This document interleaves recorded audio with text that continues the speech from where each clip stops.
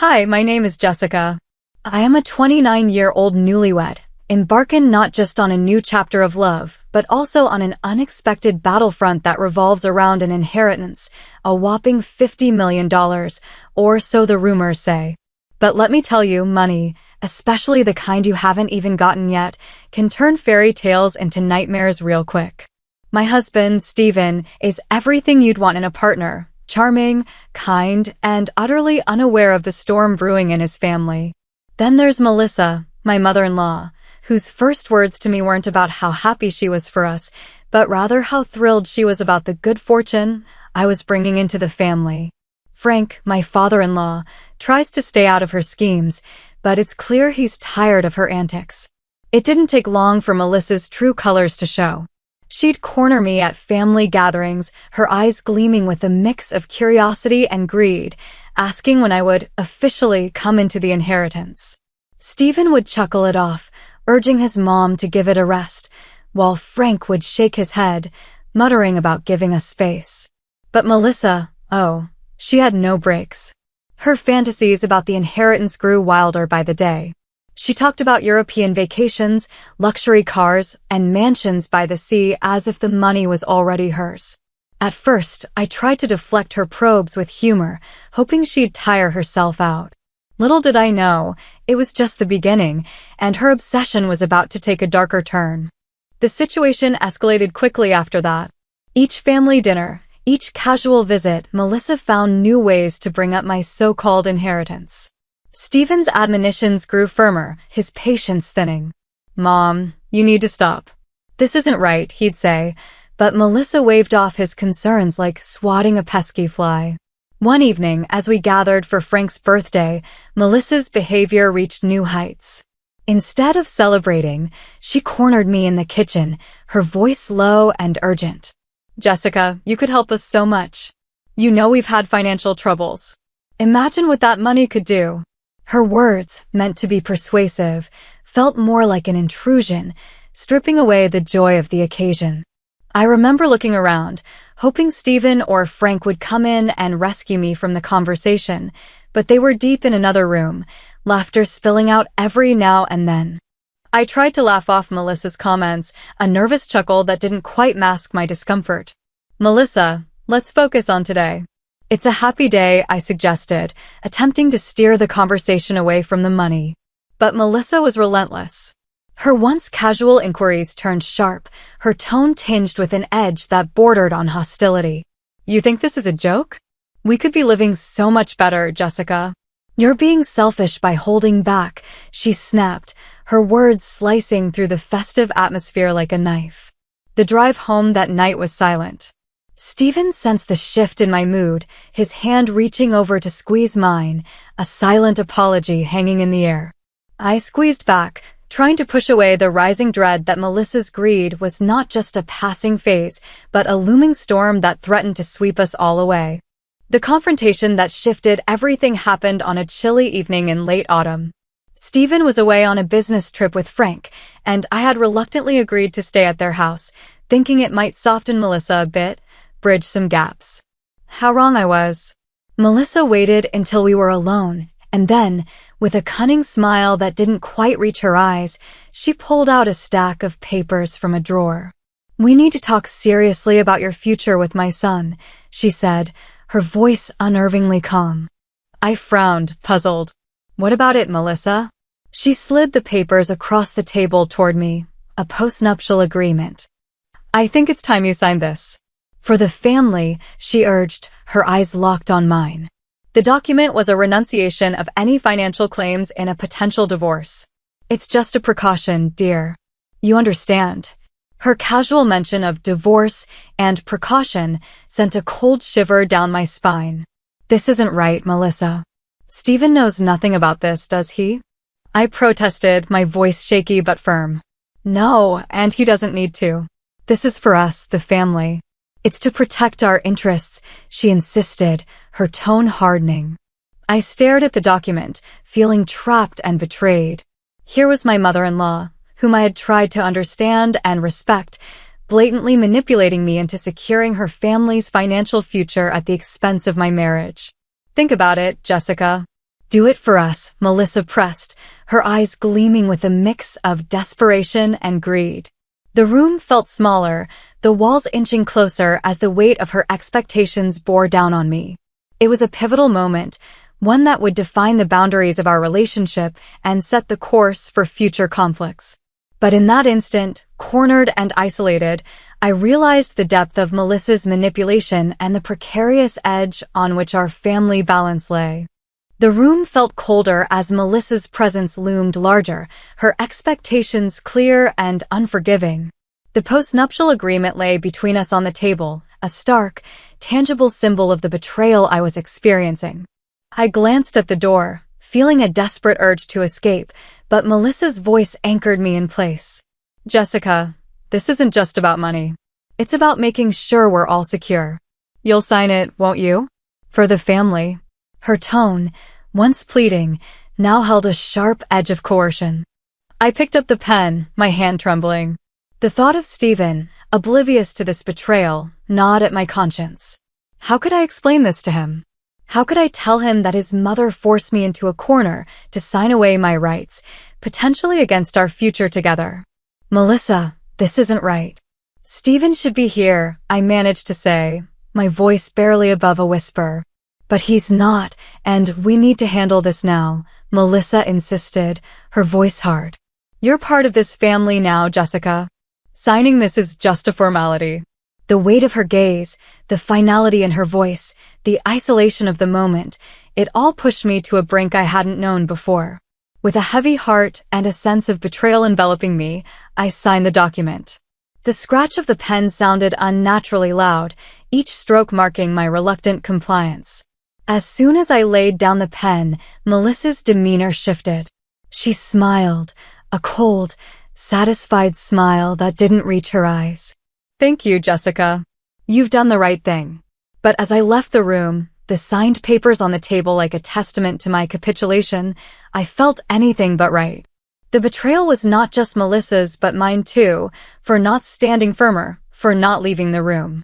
I had signed away a part of my autonomy under duress, and as I walked away, the reality of what that meant for my future with Stephen began to sink in. The days following the signing felt like moving through a fog.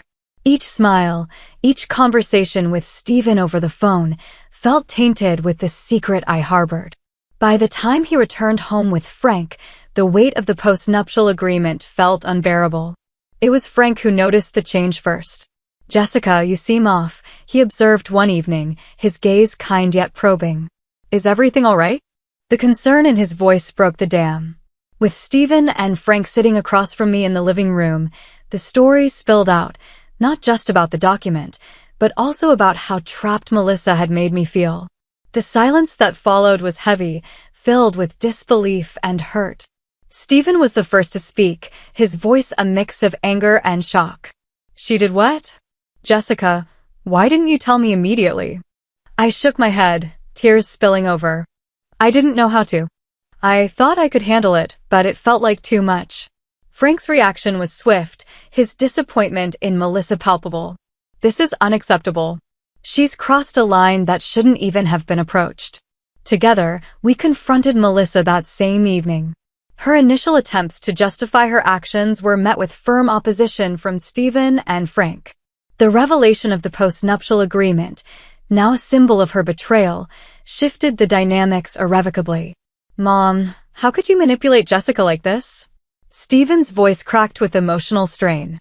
We're supposed to be a family. Families don't do this to each other. Melissa faltered, her facade crumbling under the weight of her son's condemnation. I was just trying to protect us, she stammered, but her words rang hollow. The support from Stephen and Frank was immediate and unwavering. They assured me of their trust and respect, condemning Melissa's actions unequivocally. That night, we decided as a united front that such deception could not stand. It was a pivotal moment, one that began the process of healing and realigned our family values away from deceit towards transparency and mutual support. In the wake of the confrontation, the atmosphere at home turned palpably tense. Melissa, faced with the united front of her family, struggled to defend her actions. Her attempts to justify her behavior only deepened the divide, her words echoing hollowly against the walls of the family she had tried to manipulate. Stephen, his relationship with his mother frayed, sought solace in clarity. "We need clear boundaries, Mom. What you did was not just overstepping. It was manipulative and wrong," he said during a particularly strained dinner. Frank nodded in agreement, his disappointment in his wife manifesting as a silent, stern presence at the table. Melissa's initial resistance wilted as the days passed, her isolation within the family becoming more pronounced. Her desperate explanations and attempts to salvage her standing fell on deaf ears. "I thought I was doing it for the right reasons," she pleaded one evening, her voice cracking with desperation. But the damage was done. Stephen and Frank, once perhaps too forgiving, now recognized the need for decisive action to protect their family's integrity. "This isn't just about a mistake, Mom. It's about trust, and you've broken it severely," Stephen asserted, his decision resolute. It was Frank who took the lead in setting the new course. "We can't continue like this," he declared. "It's clear that things need to change for us to heal and move forward." The decision was made. Stephen and I, with Frank's support, began looking for a new place to live, a space to start afresh, away from the oppressive influence of Melissa's actions. The process of distancing was painful but necessary, each step away from the old house a step towards reclaiming our peace and autonomy. As for Melissa, the realization that her actions had irreparably harmed her relationships with her son and husband seemed to finally take hold. Her once commanding presence diminished, replaced by a quiet, almost resigned acceptance of the consequences she now faced. The family she had sought to secure with manipulation was now moving beyond her reach, choosing integrity and mutual respect over material gain. As we settled into our new home, a sense of freedom enveloped us. The fresh start was invigorating, and for the first time in months, I felt a weight lift off my shoulders. It was during one of our first dinners in the new place that I decided to address the elephant in the room, the inheritance that had sparked so much discord. "Stephen, Frank," I began, clearing my throat, "there's something important I need to share about the inheritance." Their attention fixed on me, bracing perhaps for another storm. But this time, I was here to dispel fears, not stir them. The truth is, my financial situation is not what Melissa imagined. The $50 million was a gross exaggeration fueled by rumors and wishful thinking. I watched as their expressions shifted from tension to confusion and then relief. Stephen reached for my hand, his touch warm. "Jessica, why didn't you say something sooner?" "I thought I could handle it, and I didn't want more strain on us." "But I see now that honesty is what keeps us strong," I replied, squeezing his hand. Frank nodded in approval, his voice firm yet comforting. "That's right, Jessica. We're family, and no amount of money, or lack thereof, changes that." With the air cleared, we discussed our financial plans openly, setting realistic goals and budgets. It was liberating to talk about money as a tool, not a treasure trove that defined our worth or our future. The power dynamics in our family shifted that evening. Melissa's assumptions had clouded her judgment, leading her down a path of greed and manipulation. By clarifying the reality of my finances, I not only corrected her misconceptions, but also reclaimed my agency. This newfound transparency reinforced our family bonds, grounding them in truth and mutual support. It was a pivotal moment, marking our commitment to navigate our lives together, free from the shadows of deceit and unmet expectations. In our new home, the past shadows began to feel like distant memories. Stephen, Frank, and I spent our days turning the new house into a home, each stroke of paint and piece of furniture symbolizing our fresh start. The open, honest discussions we had established around our finances continued, strengthening our trust and deepening our connection. One evening, as we sat in our nearly finished living room, Frank brought up the topic of Melissa. "I've started the process for a divorce," he said quietly. "It's not just about what happened with the postnup. It's about years of manipulation. I need to find my own path." Stephen and I nodded, understanding the painful but necessary decision. "Dad, we support you," Stephen assured him. "It's important that you do what's best for your happiness." As Frank pursued his independence, we also supported him, just as he had supported us. The bonds we forged in those months were not just about shared experiences, but about shared values and respect. Our move was not just a physical relocation, but a symbolic one. Leaving behind the place where family tensions had escalated allowed us to focus on what truly mattered, each other and our collective well-being. We turned our energies towards the community, engaging with neighbors and participating in local events, which anchored us more firmly in our new environment. This chapter of our lives, though born from turmoil, was filled with growth and healing. It was a testament to our resilience and commitment to each other, proving that even the deepest wounds could heal in a nurturing environment. Our new beginnings were marked not by the past specters, but by the possibilities of the present and the hope of the future. As autumn painted the trees in hues of gold and crimson, the consequences of Melissa's actions became starkly clear. The divorce proceedings finalized, and the reality of her financial and emotional situation settled in like the season's chill. Melissa, now living alone, faced the repercussions of her relentless pursuit of wealth. The lavish house, once a symbol of her ambitions, was put on the market. The need to downsize was a bitter pill to swallow, her dreams of luxury dissolving into the harsher reality of her decisions. The neighborhood buzzed with whispers of her downfall, a stark contrast to the warm receptions she once enjoyed. The community, once an audience to her grandeur, now served as a reminder of what she had lost: respect, family, and security. Stephen, Frank, and I occasionally heard updates about her struggles through mutual acquaintances.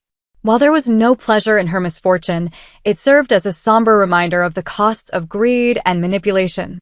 Despite the challenges she faced, the shift in our family dynamics allowed us to find peace.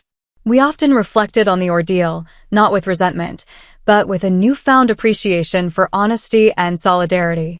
As the first winter in our new home approached, we gathered around the fireplace, the crackling of the logs a soundtrack to our musings. We had emerged from a storm stronger and more united. Our home was not just a place of refuge, but a testament to our resilience and commitment to what truly mattered: each other. The story of our family, marked by trials and tribulations, ended not with the fall of one, but with the rise of many. It was a poignant conclusion to a chapter that, while painful, taught us the enduring power of integrity and the unbreakable bond of family.